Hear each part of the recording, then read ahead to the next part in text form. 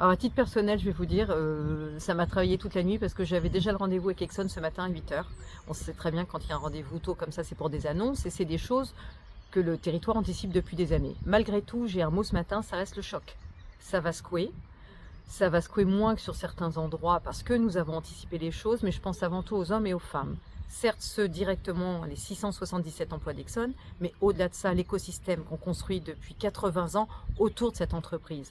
Non seulement à travers ses liens avec des autres unités industrielles chimiques qui existent sur le territoire, mais aussi avec les entreprises de sous-traitance, de maintenance, de calorifugés, toutes celles qu'on accompagne depuis des années, à qui on a dit la transition, c'est une réalité, c'est aujourd'hui, d'ailleurs avec la signature de Futero et Tereos, c'est demain avec Eastman, malgré tout c'est un choc, et à mon avis le timing est compliqué. Pour nous, l'impératif, c'est l'emploi. L'impératif, c'est l'écosystème et retrouver du foncier industriel pour continuer notre programme en matière de réindustrialisation de la France, qui est pour nous essentiel. Ça ne change pas notre stratégie.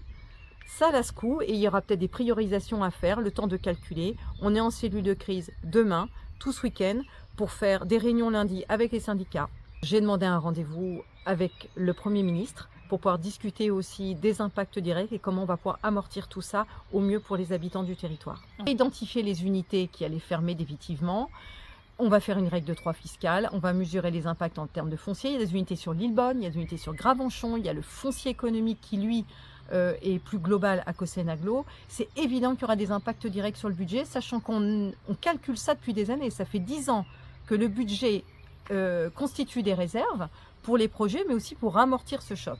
Demain, ce sera demander l'obtention d'un rescrit fiscal pour un amortissement sur plusieurs années.